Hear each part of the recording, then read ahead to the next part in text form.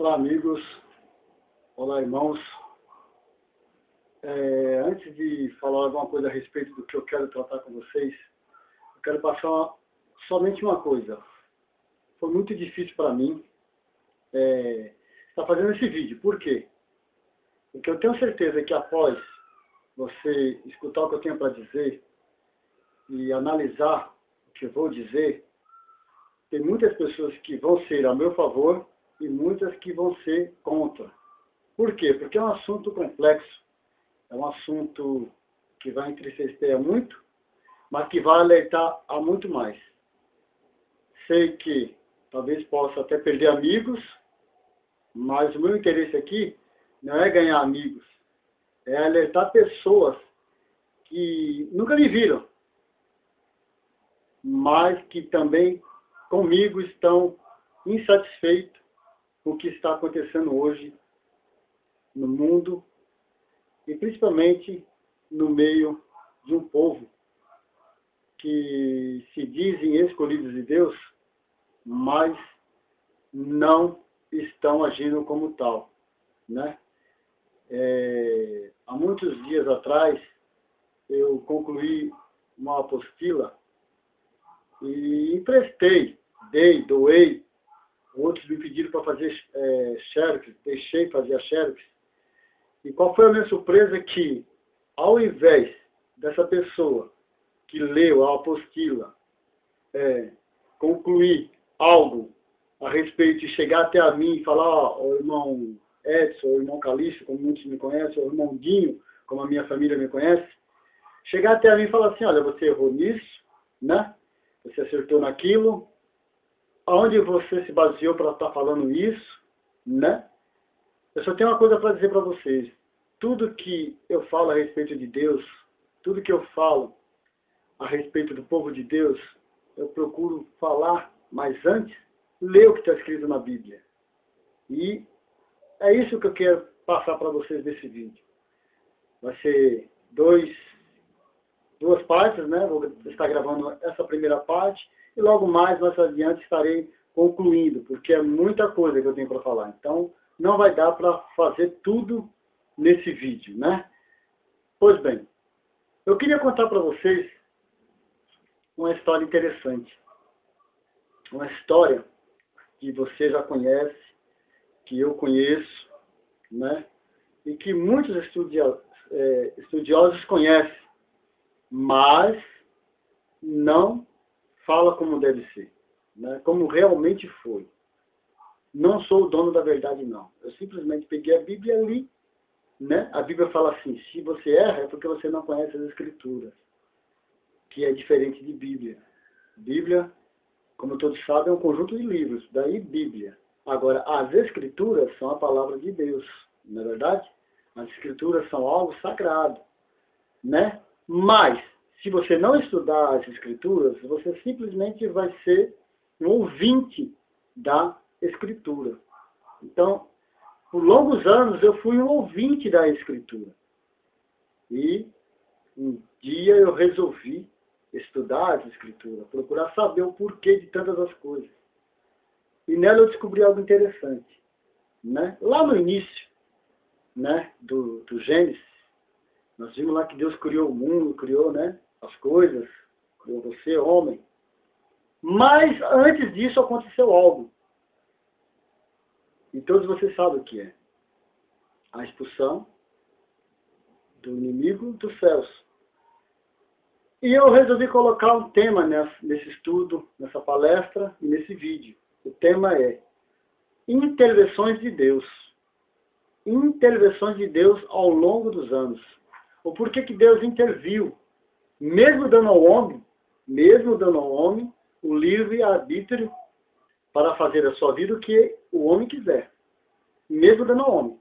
Mas teve passagens no decorrer da vida do homem que Deus precisou agir. Deus precisou intervir. Vamos ver quais foram. Lá em Gênesis diz que Satanás, né, foi expulso. Que ele foi expulso do céu. Por quê que ele foi expulso do céu? Porque ele desobedeceu a Deus. Ele queria ser mais que Deus. e desobedeceu uma ordem de Deus. Daí a sua expulsão. Primeira intervenção de Deus. Não vou prolongar a história para que você não fique cansativo. Segunda intervenção de Deus, Adão e Eva, no paraíso. Deus deu tudo ali para eles e eles foram lá, né? E por seu livre-arbítrio fizeram o que Deus falou para não fazer. Então, veja bem, o erro sempre é algo que você comete fazendo, pensando que você pode fazer. Né? É o livre-arbítrio. Satanás teve o livre-arbítrio. Foi punido. Eva teve o livre-arbítrio. Foi punida. Adão, juntamente. E na história do dilúvio. Deus estava ali, o homem estava pecando, roubando, se prostituindo, e Deus entrou de novo com outra providência. E o que aconteceu? Todos conhecem, o dilúvio. Né? Noé fez ali a arca e falou, olha, todos que entrar na arca serão salvos. Aqueles que não entrar, perecerá. O livre-arbítrio. Então os homens preferiram continuar fazendo o que eles achavam que estava certo. Zombando de Noé, zombando de sua família, porque eles estavam construindo um barco para quê? Obediência a Deus. Né? Mas dali surgiu uma maldição. Veja bem. Noé foi salvo, ele e sua família. Passaram ali longos dias, né? As águas subiram, né? Por causa da chuva, e todos pereceram por causa da desobediência de não dar ouvido ao que o homem de Deus falou. Quantas vezes hoje o homem de Deus está falando e nós não estamos dando ouvido? Né? Mas quem é esse homem de Deus? Quem é esse homem de Deus? Temos que ver isso também. Né? É um assunto mais para frente que nós vamos colocar em pauta para que você entenda também quem é homem de Deus. Não é verdade? Mas o que eu quero contar para você é que nesse fato da arca, né? Todo mundo sabe que foram 8 pessoas salvas, não é isso? Noé, sua esposa, seus 3 filhos e suas 3 esposas. Então, 8 pessoas, certo? 3 filhos com 3 esposas, 6. Noé e sua esposa, 8 pessoas. E Deus prometeu a Noé jamais destruir o mundo de novo com água. Uma promessa de Deus. Colocando ali o arco-íris. Você não sabe o que significa o arco-íris? Então você está sabendo agora. O arco significa rainbow em inglês, né, em outras línguas. Significa promessa de Deus. Uma aliança de Deus para com o homem, para comigo e para com você. Né? E Noé cresceu ali. Cresceu, agradeceu a Deus, fez um altar em agradecimento à salvação que Deus tinha dado a ele e sua família.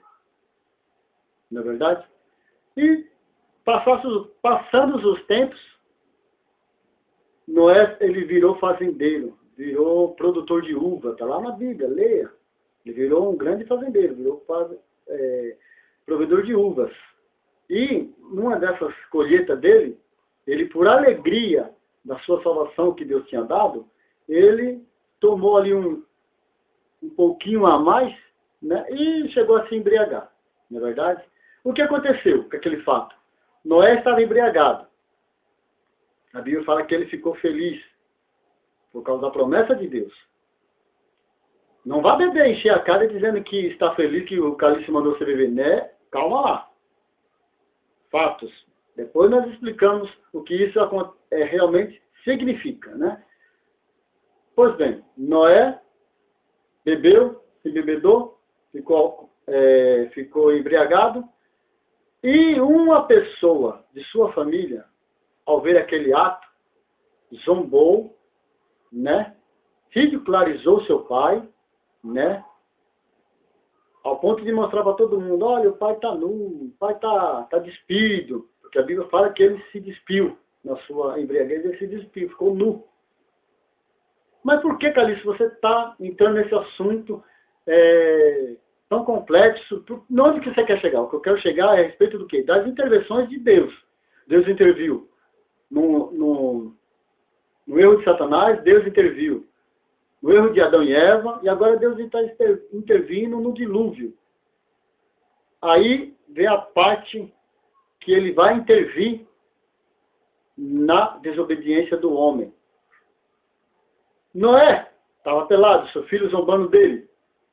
Quando os outros dois irmãos souberam o que o filho mais novo fez, chegou no pai, pegou ele, abraçou, colocou uma capa, vestiu, virou o rosto para não ver a nudez do pai. E quando esse estava são, ele chegou e disse: pai, fulano fez isso com o senhor. Ele zombou do senhor e ao invés de cobrir a sua nudez, zombou, como muitos fazem por aí, né? Muitos fazem. Quantos filhos hoje não estão zombando do pai, estão zombando da mãe, estão fazendo desordem, né? E ainda diz que são filhos de Deus. Vamos lá. Noé, quando ficou sabendo disso, Noé se entristeceu muito. Pensa, um pai, né, que cria o filho, e o filho, ao invés, né, de ser pelo pai, foi contra o pai, zombando do pai. O que será que passou na cabeça daquele homem para ele zombar do pai? Mas vamos lá. O que aconteceu? Noé, ao ficar sabendo, Noé amaldiçoou seu filho. Você não está acreditando em mim? Vá ler na Bíblia. Vá ler em Gênesis. É uma passagem conhecida de todo mundo. Né? Eu não vou dizer que onde está, porque vai ficar muito fácil para você, não é verdade? Mas vá lá em Gênesis, se não estiver lá, depois você fala para mim. Ó, Calice, o que você me falou não estava lá. Ó, Dinho. Ó, Edson, o que você falou não estava lá. Você está mentindo. Nunca vi isso na Bíblia. Eu nunca fiquei sabendo que o homem de Deus se embebedou, mas se embebedou. Esse foi o fato. Fato. Mas vamos lá. E Noé chegou para Cão, seu filho mais novo, e amaldiçoou. Está lá em Gênesis 9:25. Capítulo 9, versículo 25. Noé amaldiçoando seu filho, porque ele não deveria ter feito aquilo. Ele disse: olha, tu serás escravo, você será escravo, você será maldito, a terra será maldita através de ti. Sabe o que aconteceu? Passou-se o tempo, talvez Cão não acreditasse no que o seu pai lhe disse, né? Levou sua vida, né? Mas um dia, esse Cão gerou Cus. Está lá na Bíblia, gerou Cus. E esse Cus gerou Nimrod. Nunca ouvi falar em Nimrod na Bíblia, não é verdade? Pois é, vai ler lá que está lá, Nimrod. E esse Nimrod era um homem poderoso na terra. Ele era poderoso na terra. Esse homem simplesmente ele foi o fundador, veja bem, fundador de Babel, Nínive, conhece Nínive? E Sodoma e Gomorra. Quem é que não conhece Sodoma e Gomorra? Todo mundo conhece Sodoma e Gomorra. Por quê? Pelo lado positivo ou lado negativo? Lado negativo. Cidade corrupta. E Babel? Qual era o ponto positivo de Babel? Nenhum, desobediência.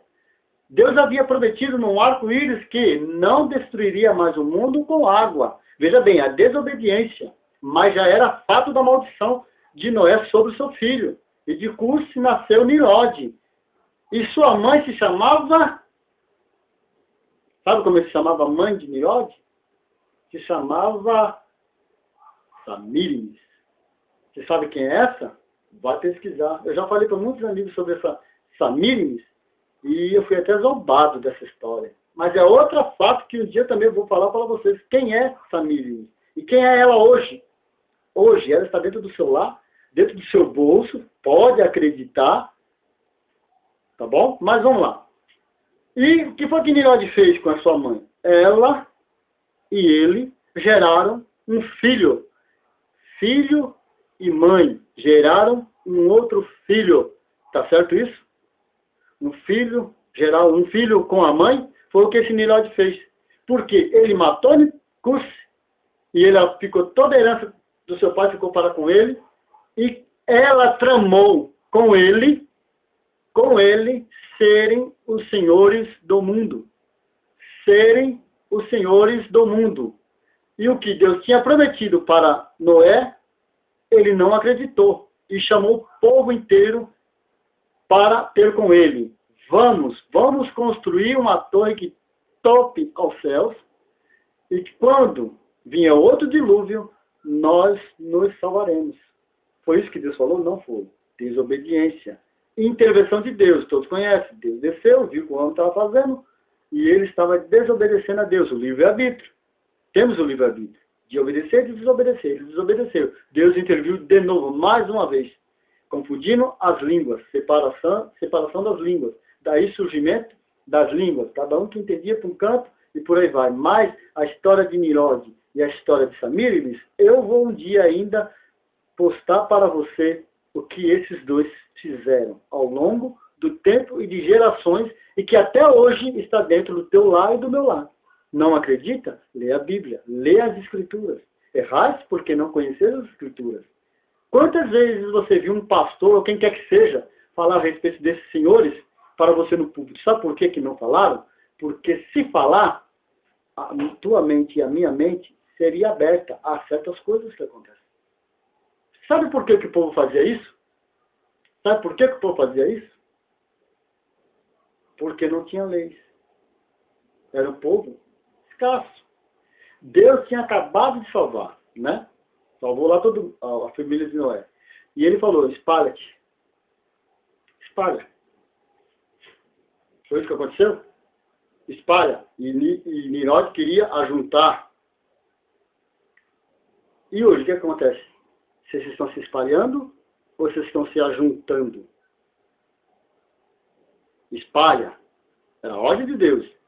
E o que foi que Jesus falou um dia? Ide por todo mundo, pegar meu evangelho, toda criatura, todo aquele que nele crê e for batizado, será salvo. Só que tem uns itens aí dentro, que é isso que eu quero falar para vocês, que está corrompendo a igreja. Está corrompendo você, corrompendo pessoas inocentes que não conhecem esse ide de Jesus. Sede crente, Jesus falou, sede crente. E será? Quantos crentes que estão obedecendo essa vontade de Deus?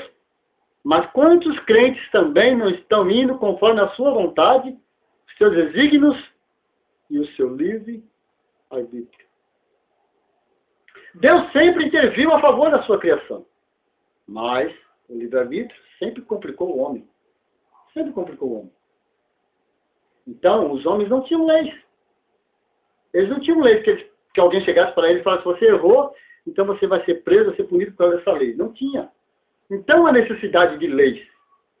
Estou quase chegando aonde eu quero que você entenda por que eu estou fazendo esse vídeo. Então, você já viu que Deus interviu na expulsão de Satanás, na desobediência dele, em querer ser maior que Deus, em querer ser maior que Deus, e tem muitos aí querendo ser maior que Deus, até de Jesus. Interviu no caso de Adão e Eva, interviu no dilúvio, destruindo todo mundo, e interviu na Torre de Babel. Só que dali Deus espalhou, mandou espalhar. E dali veio a outra história de Nimrod que eu vou contar para vocês depois. Mas vamos lá. O que eu quero dizer para vocês é que a nação, o povo, cresceu. Então, foi se espalhando os povos. Veio a história de Abraão, que todos vocês conhecem. E Deus chega para Abraão e diz, Abraão, você será pai de nações. Nações. Pai de nações. Não pai de uma nação. Pai de nações. E todas elas se dobrarão a ti. Porque de ti, dessa nação, sairá o meu povo escolhido, né, para me adorar. E Deus provou a Abraão se ele realmente era digno de receber essa bênção, de ser pai de uma grande nação, dando a ele, olha só, dando a ele uma promessa de um filho. De um filho. E ele chegou para sua esposa e falou, Deus me prometeu um filho, mas você é estéril. Você crê? Ela, sabe o que foi que fez? Riu. Tanto riu que o anjo chegou para ela, por que você está rindo? Você não acredita na palavra de Deus? Você não acredita no que Deus lhe disse? E ela continuou no livre-arbítrio de não confiar em Deus. E pegou a sua concubina de Ló e falou para Abraão, deita com ela. Porque se Deus prometeu um filho para você, não significa que seja comigo. Mas Deus tinha acabado de falar para ela que abriu o ventre dela. Que o ventre dela estava selado. Não tinha como dar filho. Mas ela preferiu ir pela própria vontade dela. Deus falou, olha, vou abrir a tua madre.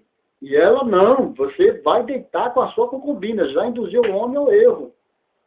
E Abraão, para não entristecer a sua esposa, foi e se deitou, não do gosto dele, com a sua concubina. E daí nasceu Ismael, que talvez você também não saiba a história de Ismael, e nem quem ele é, e nem quem ele foi, e o que ele gerou agora, o que ele está gerando agora no nosso presente. Talvez você não saiba. Alguns sabem, sim, mas talvez você não saiba. Por quê? Porque talvez isso também nunca foi falado nas igrejas. Na tua igreja, o teu pastor talvez nunca tenha te falado isso. Quem foi Ismael? O que ele é? O que ele representa? Talvez você possa até dizer que ele foi um maldito. Não foi. Não foi. Porque Deus também prometeu um povo grande para ele. Mas daí Deus cumpre a promessa que havia feito a Abraão. E nasceu Isaac. Nasceu Isaac na velhice dele com sua esposa. Isaac nasce e Deus cumpre com a sua palavra, mesmo o homem sendo desobediente. Olha quantas desobediências. O homem desobedecendo e Deus indo lá, revertendo a causa, né, e concretizando a sua vontade. Porque mesmo que você seja desobediente, Deus vai concluir a sua vontade. Queira você, queira não. Deus vai concluir a sua vontade. Agora, há caminhos que você tem que escolher. Saiba escolher. Abraão. Nasce Jacó. Né? Perdão, nasce Isaac. Perdão, nasce Isaac. E Deus chega para ele e fala assim, Abraão, me traz o teu filho como oferenda. Oferece o teu filho como oferenda e sacrifício a mim. Deus estava provando se o homem tem a capacidade também de dar o seu único filho para ele, da maneira que um dia ele também daria o seu para o homem. Agora pergunto para você, e se Deus faz essa pergunta para você, para mim, olha, sinceramente, mas Deus fez essa pergunta para um homem, Abraão. E se Abraão tivesse negado o seu filho, ele tinha tudo para fazer isso.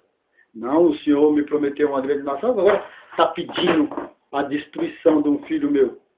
Que se eu matar ele, como é que eu vou conseguir de mim uma grande nação? Através de Ismael? Então por que nasceu Isaac, se agora o Senhor está me pedindo? Ele podia ter feito essas indagações. Não fez. Não fez esse tipo de indagação. Ele simplesmente obedeceu a Deus. Pegou o garoto e pé na estrada. Vou obedecer a palavra de Deus, custe o que custar. Custe o que me custar. E lá vai os dois. Agora pense em você. Você tem filho?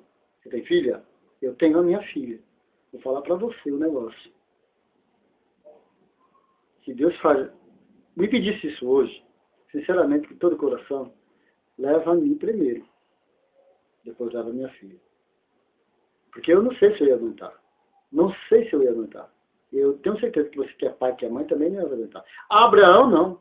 Por isso que ele é o grande amigo de Deus. E nosso amigo também, porque se não fosse ele, talvez hoje a humanidade não teria recebido o presente de Deus.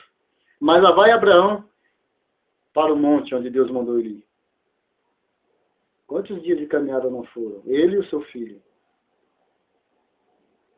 Ele olhando nos olhos do filho, o filho olhando nos olhos dele, sem uma palavra, no caminhar da noite, no caminhar do dia, no deserto, até chegar aonde o Senhor havia dito que ele fosse.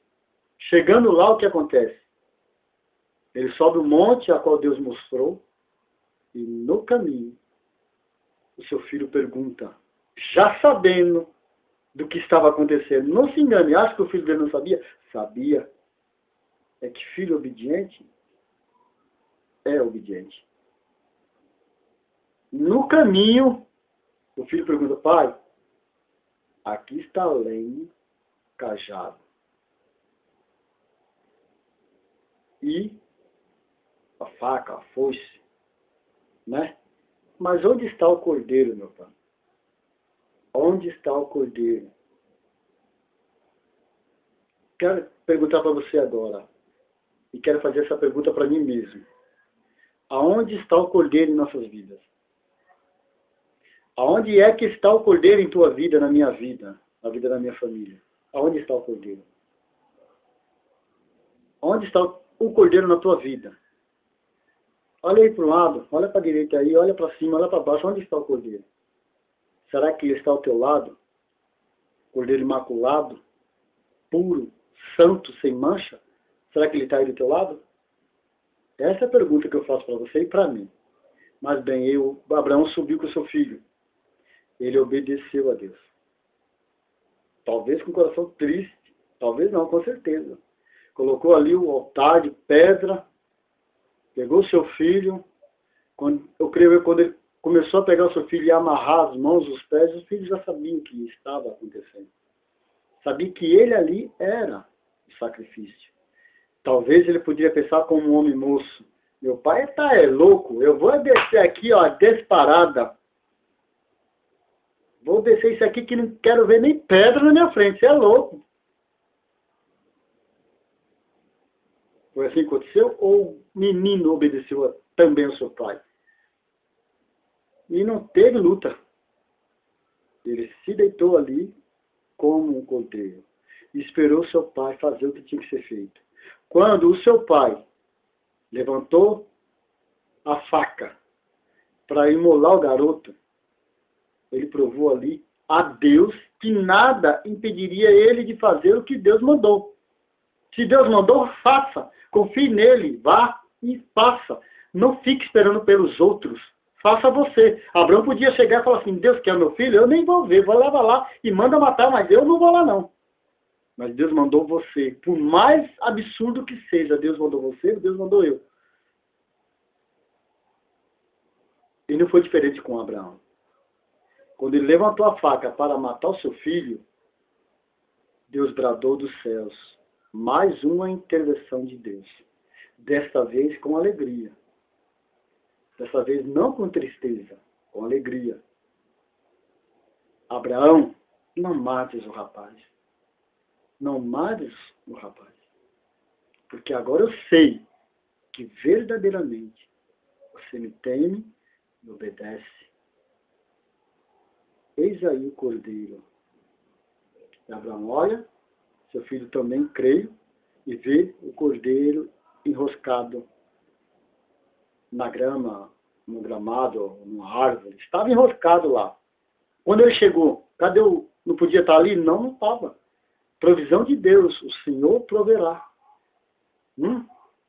Deus interviu. E Abraão desceu feliz com seu filho, agradecendo a Deus, porque Deus havia provado a sua fé de uma maneira insuportável nos dias de hoje. De uma maneira insuportável no dia de hoje. E Deus, ali agora que está, Abraão fez um voto a Deus. Voto. O que é voto? Voto é algo que se faz com agradecimento. E se você não cumprir o voto, talvez possa acontecer algo na tua vida, porque você não cumpriu algo que você prometeu para Deus. Abraão promete a Deus a sua casa, seu carro, seus bens, né? O que foi que Abraão prometeu a Deus ali? Ele fez um voto a Deus. Talvez você pergunte, talvez você fale agora, mas não é a mesma coisa? Mais para frente você vai ver que não. Abraão fala assim, de tudo que eu tiver, de tudo que eu tiver que eu ganhar, 10% será teu. A 10ª parte será teu. Separado, santo a ti. Abraão fez essa promessa. E cumpriu, ao longo do seu tempo, cumpriu. Quantas vezes ele fez isso? Cumpriu. Ele fez uma promessa a Deus e cumpriu. Quantas vezes? Uma. Ele cumpriu. Ele falou, tudo que eu cumpri uma vez. E dali surgiu Isaac. Né? Isaac, Abraão morre. Isaac tem seus 2 filhos. Dali surgiu Jacó. De Jacó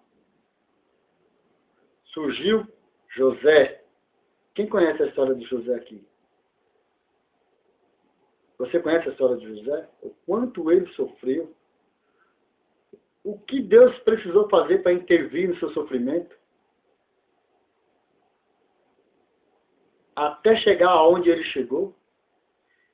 Você desistiria na primeira prova, eu também. Pelo amor de Deus.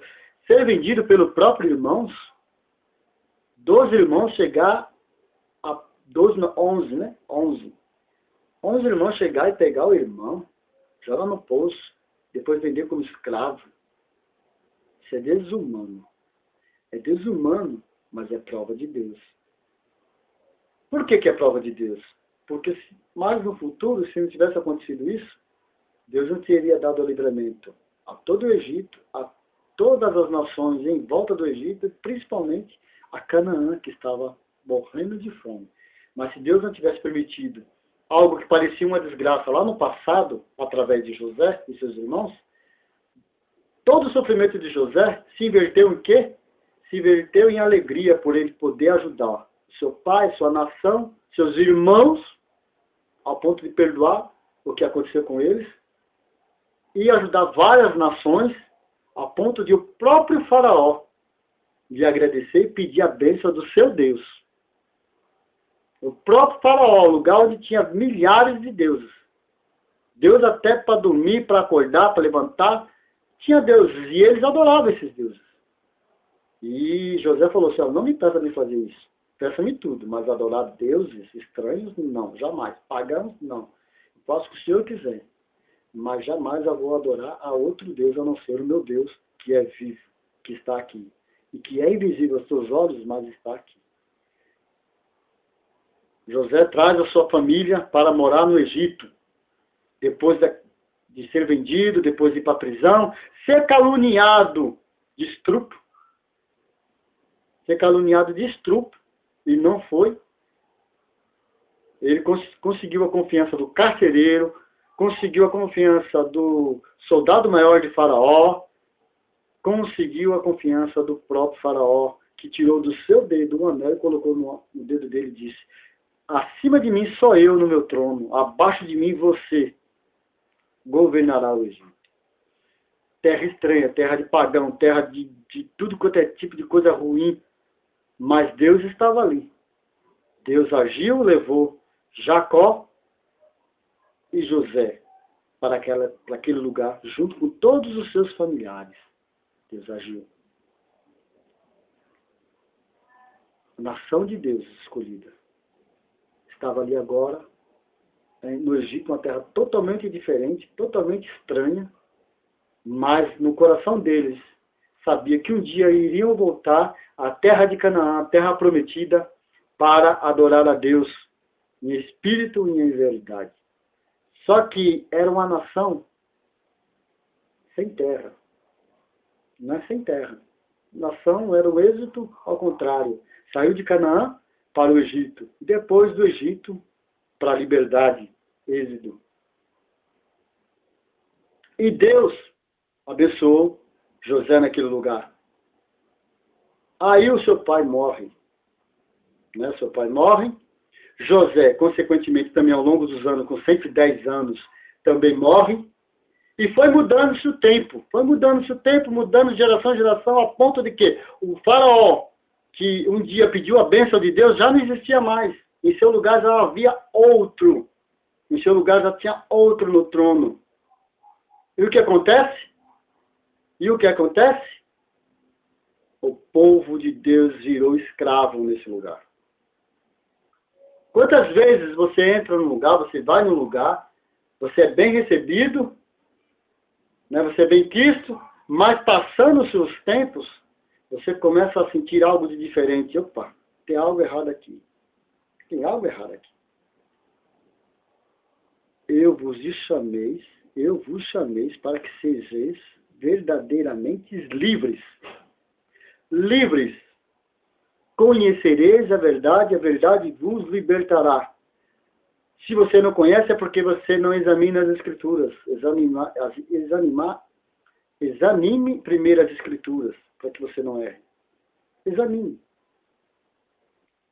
Se você não examina a Escritura, não tem como você conhecer. Aí vai ser muito fácil alguém jogar na sua mente o que eles querem. Por isso eu falo para você que está me ouvindo. Não seja uma pessoa HD, que só recebe dados. Recebe, acumula, e nunca processa. Só recebe, nunca processa. Seja um HD sim, mas tenha um processador do lado examinando tudo que entra no seu ouvido, para que não caia no teu coração algo errado. Algo que Deus não falou e que alguém está falando que você falou. Que no começo é maravilha. No começo é só mais um, nossa, que alegria, que não sei o que, mas daqui a pouco vem a escravidão. Vem os faraós da vida, te colocando fardo, jugo, que nem ele, nem o antepassado dele conseguiu suportar. Quem falou essas palavras, sabe quem falou? Paulo. Essas pessoas colocam jugo que nem eles, nem os antepassados dele conseguiram suportar. Porque Jesus disse, meu fardo é leve, meu jugo é suave. Vinde a mim todos vós que estáis cansados e oprimidos, que eu vos aliviarei. Cansado e oprimido do quê? Eu falo do quê? De tudo que está acontecendo aí. Você vai e segue essas doutrinas, que eles falam que é a doutrina de Deus, mas não é. Doutrina de Deus é a palavra. Doutrina de Deus é a palavra no teu coração. Isso é a doutrina de Deus, porque ela jamais fará você desviar do caminho. Agora, quando você está num lugar que eles infiltram um monte de coisa na tua mente, é isso e aquilo, tem mais lei do que a lei de Moisés, que já foi abolida na cruz. Aí você se sente oprimido, aí você se sente acuado, aí você tem que fazer o que eles mandam você fazer. Ah, mas é a obediência. A obediência, sim, a Deus. A partir do momento que você obedece a Deus, você está obedecendo aos homens também. Sabe como? Instruindo-os. Você não pode jamais ser capacho, ser marionete de pessoas que só querem que você leve para eles o interesse. Por que eu estou falando isso, meus amigos? Porque José, quando morreu, Deus tinha uma bênção na vida dele e da geração, mas após a morte dele, virou uma bagunça. Não teve em 400 anos, não teve um que se levantasse e falasse, olha, aqui não, faraó.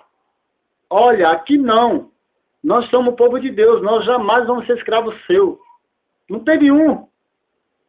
Em 400 anos não teve um que aparecesse e falasse assim, até errado. Você está sobrecarregando o povo de Deus. Você está abominando a nação de Deus. Fazendo com que elas sejam escravos de sua pessoa, de sua raça, de sua nação. Construindo blocos, levantando pirâmides, levantando egípcios, esfinges. Vocês não sabem o que é isso? Vai estudar que vocês sabem o que é isso. E o povo sofrendo no lombo deles. É igual hoje. Não seja escravo. Seja um crente HD e processador. Conhecereis a verdade vos libertará. Né? Gálatas 5, eu sou o caminho, a verdade e a vida. Eu gostaria de ler Gálatas. Vai ler Gálatas 5, vai ver o que Jesus fala. O que o apóstolo fala de Jesus. Que ele seria o caminho, a verdade e a vida. Que ele seria, né, a luz para o teu caminho. Que não adianta você estar dentro da lei, pregando a lei, sendo que Cristo já aboliu a lei. Que Cristo morreu na cruz, foi crucificado. E você está lá no ato da circuncisão. Você sabe o que é circuncisão? Você não sabe. Você sabe o que é celibato? Você não sabe. Você sabe o que é dízimo? Você sabe. Nossa, você sabe. Que é o que é mais pregado hoje nas igrejas, é isso. Se esquece. Se esquece de muitas das coisas, mas isso jamais é esquecido. Sabe por quê? Porque do mesmo jeito que lá no Egito o senhor deles era Faraó, hoje nas igrejas, da opressão, hoje nas igrejas, não na igreja, que igreja é eu, é você. Após 3 dias, destruirei esse templo, e não ficará pedra sobre pedra, porque eu irei ao inferno, pegarei a chave da vida e da morte da mão de Satanás, e após 3 dias eu erguerei outro templo. Pergunto, qual templo é esse? Que templo é esse? Vós sois o templo do Espírito Santo de Deus. Vós sois o templo, morada do Altíssimo. Agora, que templo que Cristo estava falando? É o teu coração, meu amigo. É o meu coração. Aquele templo, aquela coisa passada de Moisés, que ele pregou ali, já não existe mais. Então é outra coisa que mais para frente também eu quero estudar. Mas o que eu quero falar hoje, né, é sobre a forma que Deus libertou o povo do Egito e as leis que Deus começou a introduzir no seu povo para que houvesse regra, houvesse um caminho, para que as pessoas não ficassem a Deus dará, que me dizem hoje. O povo não tinha regra. Não tinha uma carta magna. O que é carta magna? Você não sabe de uma carta magna. Todo país tem uma carta magna. Nós temos que obedecer às leis federais do Brasil. Os Estados Unidos obedecem às leis federais americanas. Cada país tem a sua carta magna para ser cumprida, ou estatuto. A Constituição. E Israel não tinha Constituição. Era um povo, que eu falei, ao exílio. Não tinha nação fixada. Mas, ao longo dos tempos, quando Moisés libertou o povo, que foi o único que teve coragem de voltar lá frente a frente, vis-a-vis, na face a face de Faraó e falar assim, liberta o povo de Deus. Foi o único. Depois que ele soube que ele era hebreu, ele falou, não, negativo. A primeira atitude dele foi matar um camarada lá que estava escoteando no hebreu. E ó, fugiu para não ser pego. Só que aí o quê? Intervenção de Deus. Deus interviu na vida dele. Permitiu que ele escapasse no deserto, foi com ele no deserto, porque esse deserto não é lugar de ficar, você sabe disso. E ele chegou à terra estranha. E lá constituiu família. E no Monte Sinai, Deus falou com ele, volta lá sim, você vai voltar. Olha, tira a sua sandália onde você está, que esse é lugar que é santo. Chega mais perto de mim. E falou para ele assim, volta lá, Moisés. Tu vai até Faraó. Senhor, eu sou pesado de línguas. Pesado de língua, para você que não sabe, é gago. Como irei? Começou as desculpinhas de Moisés. Mas ele se conscientizou sim que Deus era com ele. E ele viu a sarça ardendo. E não se consumia. E aí ele soube e teve prova de que Deus existe. Diga ao povo que eu sou o que sou. Diga ao povo que eu vos libertarei da escravidão. Da escravidão física. E hoje, da escravidão do pecado. Moisés então criou coragem, pegou, desceu com o seu rosto brilhava, porque ele tinha visto a Deus.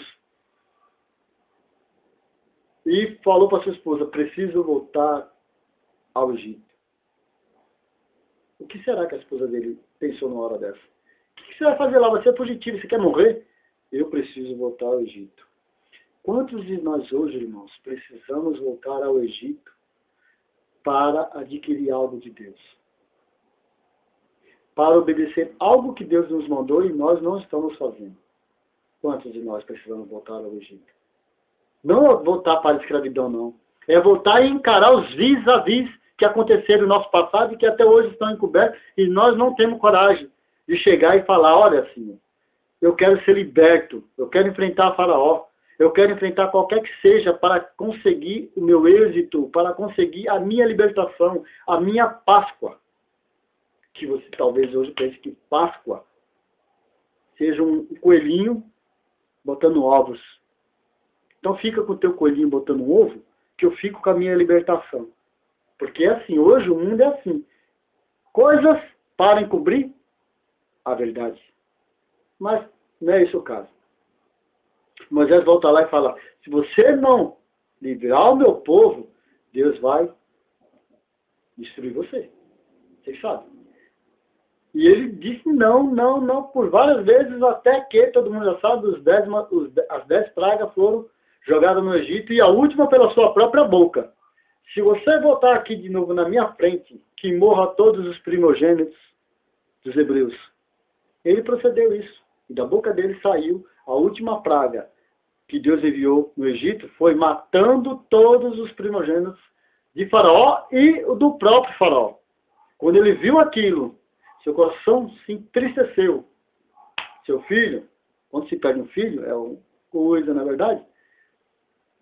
Seu coração se vai, leva teu povo, vai adorar o teu Deus no deserto, sai daqui, vai embora.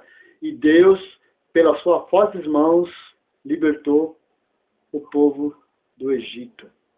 E ali saiu o povo. Mais de 6 milhões, fora crianças e fora mulheres. Saíram ali em direção ao Mar Vermelho, que precisava ser ultrapassado para receber a terra prometida. Quantos Mar Vermelho você não está adiante de ti e que você até já recebeu a bênção, mas está preocupado com o que tem lá na frente? Quando Deus dá, Deus ele cumpre e ele passa com você aonde for. Na fornalha, no Mar Vermelho, em qualquer lugar. Na cova do leão, em qualquer lugar. No poço, onde você for jogado. Na terra, onde você for humilhado. Deus está com você. Ele esteve no passado, porque não vai estar hoje. É que hoje, a desobediência é muito mais. As intervenções de hoje de Deus é muito mais. Mas vamos lá. O povo escapou. Foi atravessar o Mar Vermelho, porque Faraó já tinha endurecido seu coração novamente e estava perseguindo. Não pense você que vai ser fácil você adquirir a sua vitória. Não vai ser fácil o povo de Deus adquirir vitória. Nunca foi. Quando eles pensavam que estava livre, que estava ali no mar, talvez pensando, nossa, que terra, né? Perto do mar, agora que nós vamos acampar, vamos fazer algo, e quantos planos, né? Nós fazemos, e não é bem ali que é a tua vitória. E lá vem, alguém fala, vai para lá, tá vindo ali, ó, os cavaleiros de Faraó. E foi para cá que você trouxe a gente? Moisés. Começar a apontar. Foi para cá que você trouxe a gente? Fulano. É aqui que Deus tem a nossa vitória? Ciclano. Mas Moisés conhecia o Deus que servia. E sabia que Deus não ia deixar eles perecerem ali. Mas Calixto, mas da onde é que você quer achar com toda essa história? Obediência a Deus, né? E prevenção de Deus. Todas as vezes que Deus agiu, foi para prevenir o povo. Foi para salvar o povo. Para orientar o povo. Porque o povo não tinha leis. Talvez se tivesse, não teria passado por tudo que passou para trás, lá atrás. Mas agora estava naquela outra situação. O mar à sua frente e Faraó atrás. E não estava de mão vazias, não. Estava com um exército, com cajá, com lanças, né? E cavaleiros, cavalos. E o povo de Deus ali, ó, só com as roupas nas costas, estava indo no êxito. Mas ali estava o Mar Vermelho. O que está à tua frente hoje? O que está à minha frente hoje? Qual é o teu Mar Vermelho que você tem que atravessar, mas acha que está difícil porque os cavaleiros de Faraó estão atrás? Aonde você está? Lá onde você está sentado, que você acha que é a sua salvação, que você acha que lá é o fim, que dali não haverá mais nada a fazer. Quando você pensar assim, lembre-se que nenhum dos teus problemas é maior do que o Mar Vermelho. Nenhum dos meus problemas é maior do que o mar. E Moisés estava com um problemão para resolver. Um problemão. Transformar a vara em cobra, daí até seria fácil. Agora, separar a água com cajado, nem o David Copperfield. É de dar inveja até ele, satanista. Mas vamos lá. E Moisés falou, aquiete e veja a salvação de Deus. E abriu-se o mar, e o povo atravessou. Vai saber que distância que eles atravessaram, que altura estava aquela parede de água, né? Olhando talvez um tubarão passar bem do lado assim e não poder vir, tipo um vidro, pof, pof, e não conseguir atacar o povo. Porque da mesma maneira que Deus acalmou os leões, deveria ter acalmado também os peixes ferozes que tinha ali. Porque, faça-me um favor, você está atravessando, você está lá no seu habitat natural e vê de repente um monte de pessoas atravessando no meio da sua casa e você não fazer nada, né? É situações do livramento de Deus. É situações do livramento de Deus. Mas o que eu quero chegar aqui, eles passaram. Fechou-se o mar. Fechou-se o mar. O povo estava salvo mais uma vez. Faraó e seus cavaleiros nunca mais, presta atenção que eu vou falar, nunca mais foram vistos na face da terra. Aquele faraó maldito, corrupto, que estava oprimindo o povo, com leis que não eram as leis de Deus, morreu. Findou-se. Acabou-se. E o povo estava livre. Páscoa. Celebração da Páscoa. Liberdade da escravidão. É isso que significa Páscoa. Não o coelhinho botando o ovo. Quando alguém fala para você, vamos comemorar Páscoa, você já pergunta para ele, você é liberto? Você realmente é liberto para comemorar Páscoa? Eu sou. Mas liberto do quê? Da escravidão, do pecado, da desobediência, de muitas outras coisas. Mas aí Moisés precisava conduzir aquele povo para uma nação com leis.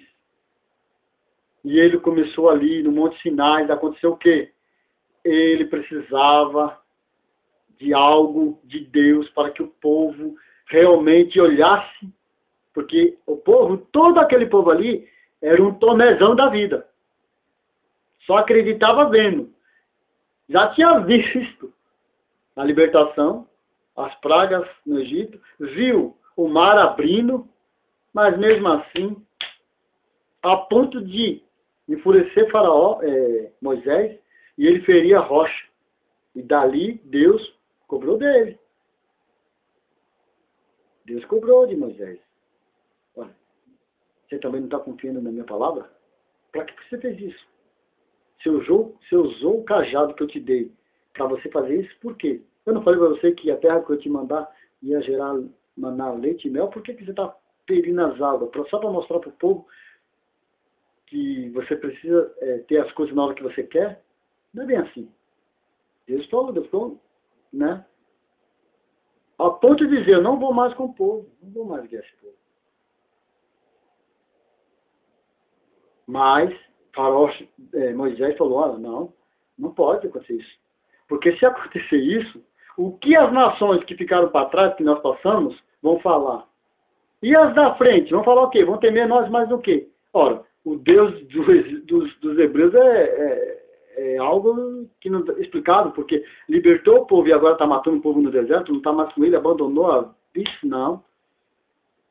E Moisés indagou a Deus, e Deus voltou atrás na sua palavra. Mas não seguiu mais adiante. Foi uma fumaça, foi uma coluna. E Moisés foi ali, e Deus falou, o teu povo. E chegaram lá ao Monte Sinai.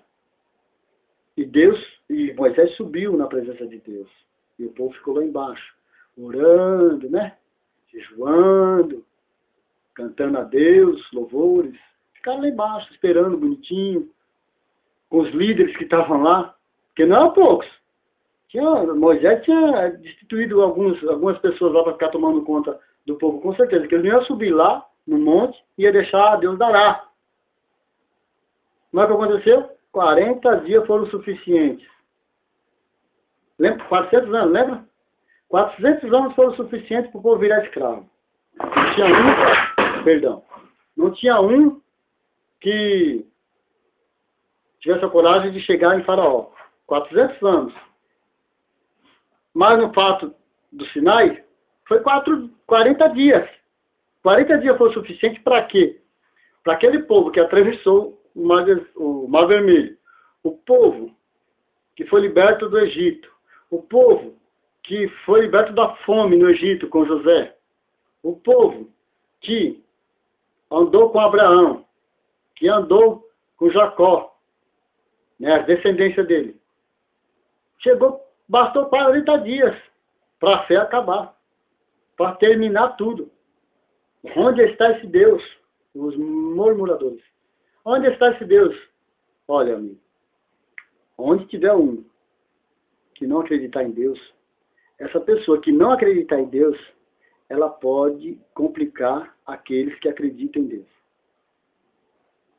Se não tiver uma pessoa que tenha discernimento para separar e chamar aquela pessoa no vis-a-vis, pode acontecer uma baderna.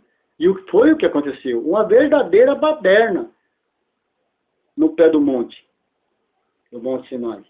Deus estava lá pregando na rocha os 10 mandamentos. E o povo estava fazendo dos seus ouros, dos seus pingentes que trouxeram lá do Egito, coisas que trouxeram de lá do Egito. O que é que às vezes nós trazemos do nosso passado que chega hoje no presente e nós estamos adornando, estamos, né, não conseguindo nos escapar, que está nos acusando. Pois é o que aconteceu com o povo de Israel lá no Monte Sinai.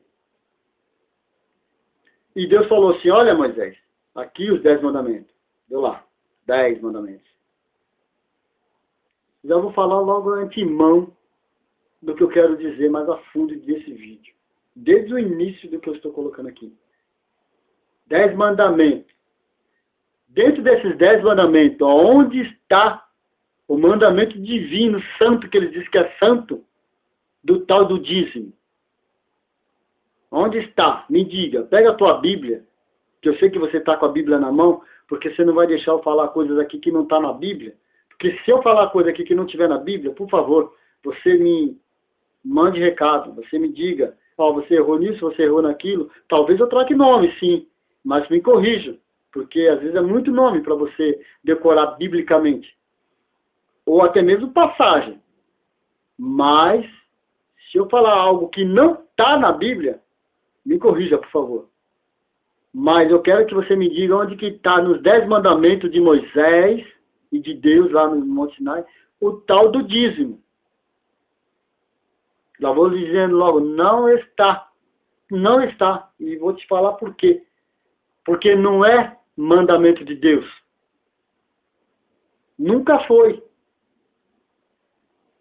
Moisés desce porque ele fala, Senhor, há um alarido de festa. E Deus fala alarido de festa? Negativo. O teu povo está se corrompendo lá embaixo. O teu povo, nem nada mais o povo de Deus. O teu povo está se corrompendo lá embaixo. Desce lá e veja lá se eu estou mentindo. E Moisés já desce daquele jeito. Que pensem vocês, não é possível. Não tem como. Eu atravessei esse povo do deserto, atravessei Mar Vermelho, saí do Egito, coloquei que me diz a história, a minha face na reta, para não dizer outra coisa, e esse povo está pegando de novo. Faça-me um favor. Estava lá o povo. O tal do carnaval. Carnaval já surgiu desde lá. Pegaram seus pingentes, seus colares e tudo, fizeram um bezerro a mando de um doido. E estava lá adorando o tal do bezerro. A ponto de querer fazer até uma da serva do Senhor como escravo, como um sacrifício, para que ele seja benigno com esse povo. Benigno. Moisés, quando vê isso, ele se enfurece de uma tal maneira que até, talvez se fosse eu também, ficaria enfurecido, que não é possível. E desceu lá Moisés com as placas, e quando viu aquilo, que olhou, falou, eu não acredito. Deve ter feito assim, ó. O que está acontecendo aqui? Deve ter pegado a placa, levantado para o céu, dado 3 tapas assim, não acredito, não acredito, não acredito, e jogado no chão. Foi o que ele fez.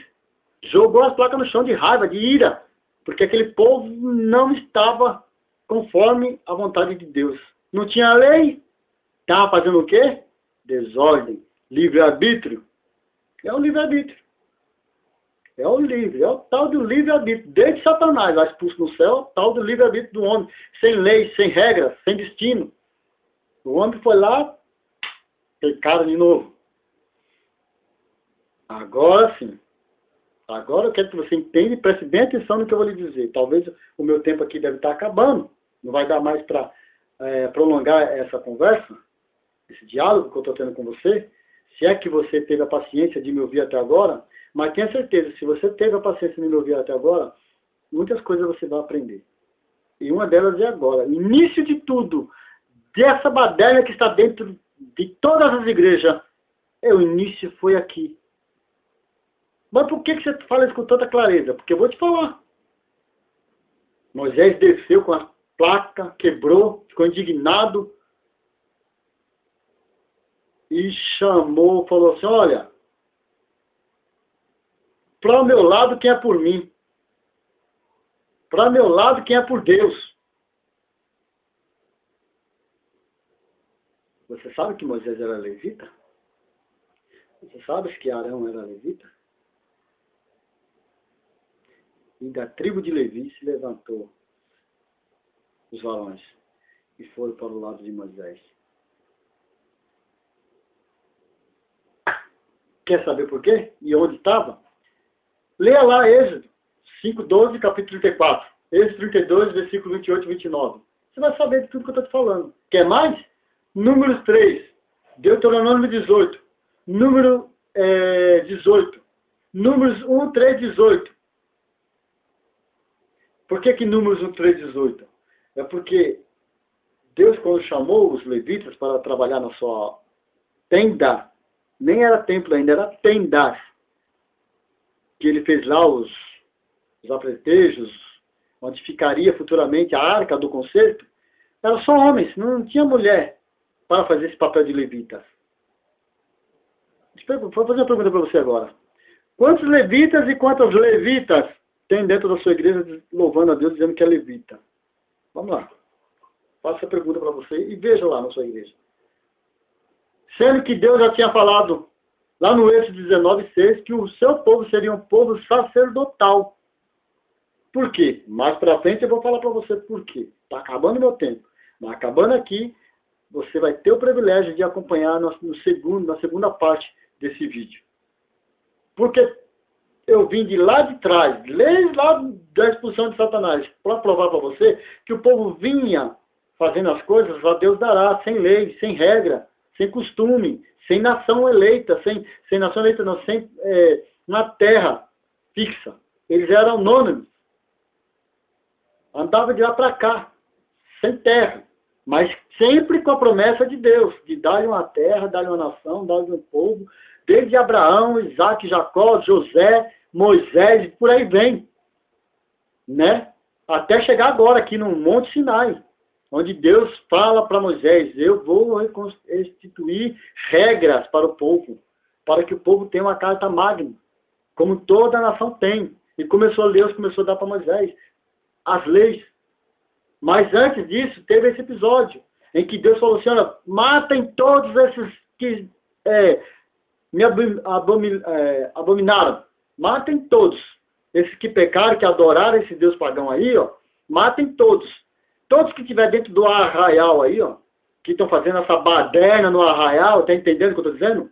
A baderna no arraial, essa confusão toda no arraial, e dizendo que está fazendo em nome de Deus, cuidado, que não tem nada de Deus. E Moisés chama, vem, os levitas vieram, se levantaram e mataram a fio da espada todos aqueles que desobedeceram a palavra de Deus. Ah, mas os levitas não é louvor, né? Claro que sim, não estou dizendo que não. Mas a principal função dele era essa.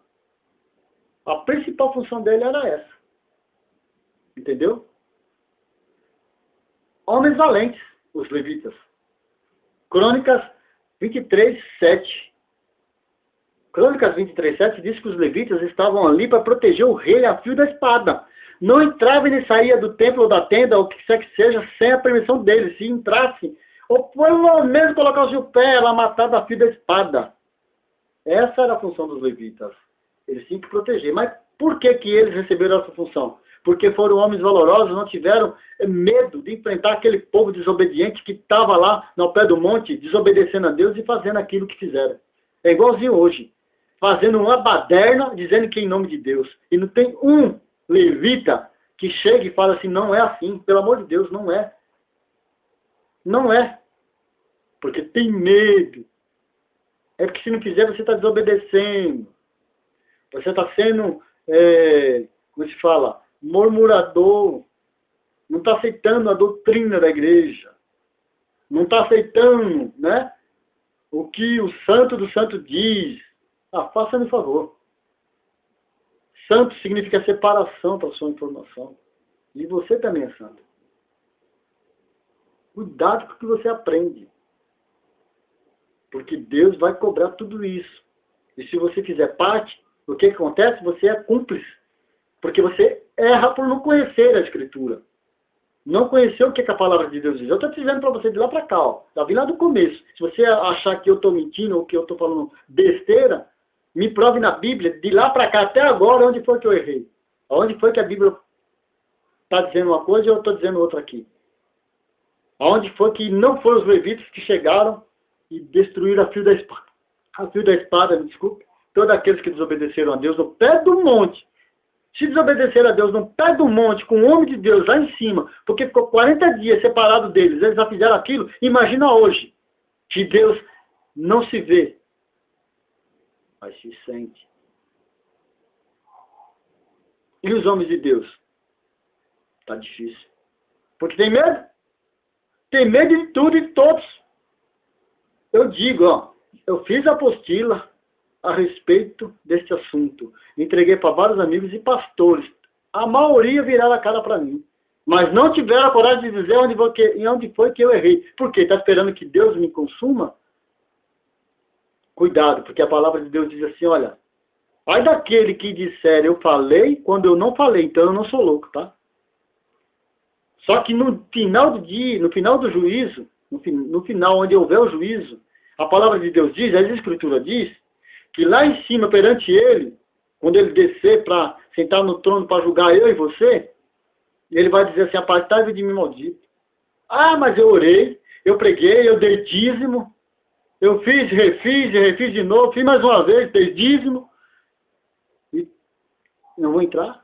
Apartai-vos de mim, maldito, para o fogo eterno, preparado para o diabo e seus anjos.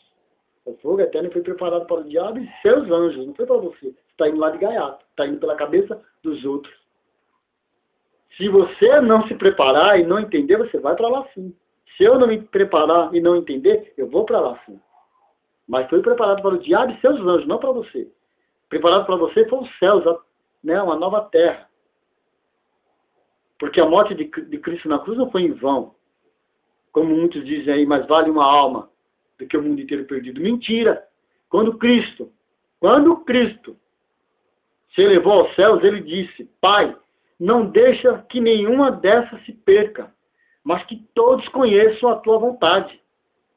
Cristo morreu por todos. Que Deus amou o mundo. Deus amou o mundo de uma tal maneira. Não foi Deus amou Israel, Deus amou o Brasil, Deus amou o mundo de uma tal maneira que enviou o seu único para morrer por todos. Ah, mas vale uma alma. Claro que a alma vale, óbvio que vale. Mas é por causa que aquela alma vale que eu vou esquecer da outra. Paga o dízimo na tua igreja, não. Desculpa a palavra, eu estou sendo curto, grosso e reto. Seja um crente fiel, seja no louvor, seja no que for. Mas no final do mês, fique 3 meses sem pagar o dízimo, por exemplo, vão ativar a tua fidelidade, teu louvor, e por aí vai. Vão passar por você que não vão nem te olhar, ainda fazer pouco caso. Essa é a minha indignação. Mas de onde que surgiu o dízimo senhor das igrejas? De onde que surgiu? O dízimo senhor das igrejas. Onde surgiu isso? Dízimo senhor das igrejas. Repito. De onde surgiu isso? Da Bíblia? A Bíblia mandou o dízimo ser senhor das igrejas? Não. Mas por que o dízimo hoje é senhor das igrejas? Ah, é porque nós temos que obedecer, né? Jesus falou que tem que mudar. Vou te fazer a pergunta para você. Onde foi que Jesus falou que o dízimo é o senhor das igrejas e que devemos dar o dízimo? Eu me lembro, sim. Eu me lembro. Mas você se lembra? Hipócritas, você dá dízimo até da hortelã, do mato, do capim, da ovelha, do boi, de tudo. Mas esquece o principal. Hipócrita. Você esquece do amor. Fazer isso e todas as outras coisas. Ah, mas aí, tá vendo? Jesus mandou fazer o dízimo. Agora pega você. Defensor do dízimo, agora eu vou te pegar. Jesus mandou fazer isso? Mandou. Claro que ele mandou. Agora eu te pergunto para você. Ele estava vivo ou ele estava morto? Ele já tinha consumado a sua obra? Ele já tinha morrido na cruz? O seu sangue já estava derramado, sendo derramado pelo meu pecado, pela minha dívida? Já estava sendo derramado? O seu sangue estava sendo derramado? Não. A coroa de espinhos já estava na sua testa? Não. O prego já estava nos seus pés? Não. Ele estava como um homem, cumprindo a lei. Porque era a lei. Ele era judeu, ele tinha que cumprir lei. Agora vou te pegar. Me desculpa a sinceridade, até a ironia.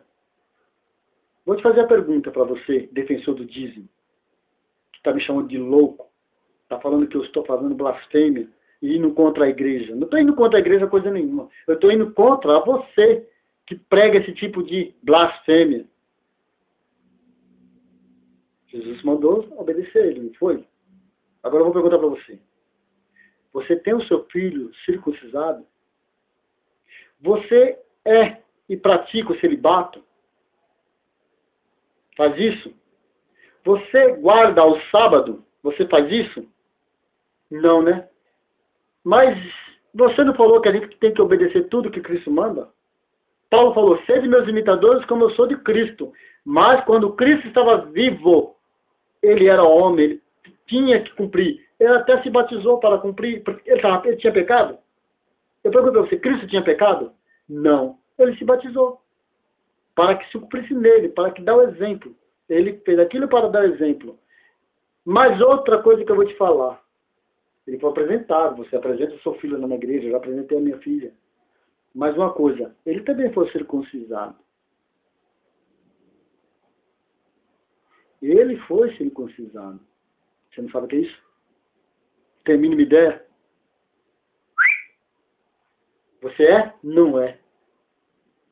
Estou fora, não é isso? Ele praticava o celibato. Você mete pau nos padres. Desculpa a palavra, o português bem claro. Padre, pratica o celibato. Paulo fala, se você preferir, siga. É um bom caminho. Mas não é bom que o homem viva só também. Então, é uma opção.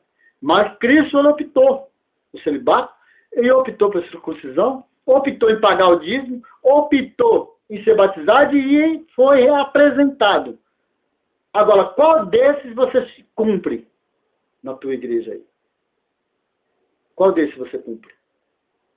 O dízimo. Por quê?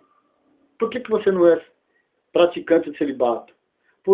Se temos que imitar Jesus. Por que você não é praticante da circuncisão se temos imitar? Ah, mas é para no tempo, é lá do passado. Então me diga aí. O dízimo é do presente ou do passado? O dízimo está na lei ou está na graça? Nós estamos vivendo no tempo da lei ou no tempo da graça? Me diga aí, você é esperto.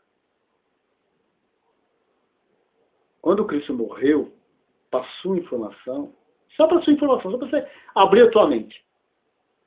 Eis que tudo se fez novo. Eis que tudo se fez novo. Eu acabei de dizer, ele morreu 3 dias. Ele levantou um novo templo no meu coração. E aboliu toda a lei para cumprir nele na cruz. Porque pela lei, meu amigo, você não se salva, eu não me salvo. Porque a Bíblia fala, aquele que praticar 9 e deixar de cumprir 1, esse é maldito. Então pratique, você é maldito. Você não guarda o sábado. Ei, mas é domingo. Meu amigo, eu nem vou entrar nesse assunto com você. Se você não entende de calendário judaico e calendário romano, o problema é seu. Vai estudar. Porque tem horas que a gente tem que ser assim. Vai ver o que significa calendário romano e o calendário judaico. Ah, mas adventista, meu amigo, eles estão fazendo. Se estão cumprindo os outros 9, é problema deles. A Bíblia fala assim, ó, quem cumprir 9 e não cumprir um, ele é maldito. Então é por isso que eu pago o dízimo. O dízimo não está nos 10 mandamentos, meu amigo. O dízimo está nas leis que Deus deu ao povo quando separou. Que lei foi essa? É agora. Deus, quando deu a terra prometida a Moisés, quando chegou lá na terra prometida de Moisés ficou pelo caminho, você sabe disso. Por quê? Desobedeceu. Ele ficou pelo caminho. Foi salvo, sim. Diz que até o lá de baixo queria saber onde que tinha enterrado o corpo dele. Mas, ó, Deus não deixou. Que ele era de Deus. Mas os que seguiram com ele, né, na jornada, os que seguiram com o povo na jornada, conseguiram alcançar a terra prometida. E Deus tinha dado uma ordem a Moisés. Olha, das 11 tribos de Israel, das 11, uma será separada a mim por causa que eu prometi uma bênção lá no Sinai. Porque eles mataram a fio da espada os pecadores. Então prometi uma bênção que era de Israel, vai para ele, o levita. Os levitas, eles têm uma bênção especial de Deus. Eles vão cuidar do templo, da tenda, no caso. Depois, futuramente, no templo. Eles ficariam ali zelando pela arca do concerto, pelo templo, o santo dos santos, santíssimo lugar, onde só se entrava lá puro. Se entrasse em pecado, blau. Entrava com os sacerdotes. Para levar a oferenda, tinha que ir com um monte de parafernália no corpo para dançar em louvores a Deus. Vou te falar um negócio para você, assim, ó. Dançar em louvores a Deus. Porque o povo sabia e se alegrava que a oferta foi alcançada. Agora, se ele fosse em pecado, blau, a cordinha puxava, né? Vinha lá o defunto perfumado. Porque entrou em pecado. Mas então, a ordem de Deus ao levita, cuidar da tenda. Porém, eles não teriam a parte da terra. As 11 tribos teriam, mas Levi não. Então Deus deu uma ordem ao sacerdote, não ao povo, presta atenção no que eu estou dizendo, ao sacerdote. Olha, divida a terra por igual. 11 tribos. Quando você fizer isso, sacerdote, você vai tirar de cada terra, das 11 tribos, 10% é santo ao Senhor. Ai, o dízimo é santo, não pode, irmão, não deve pagar o dízimo, é santo. Santo, separado. Para quê?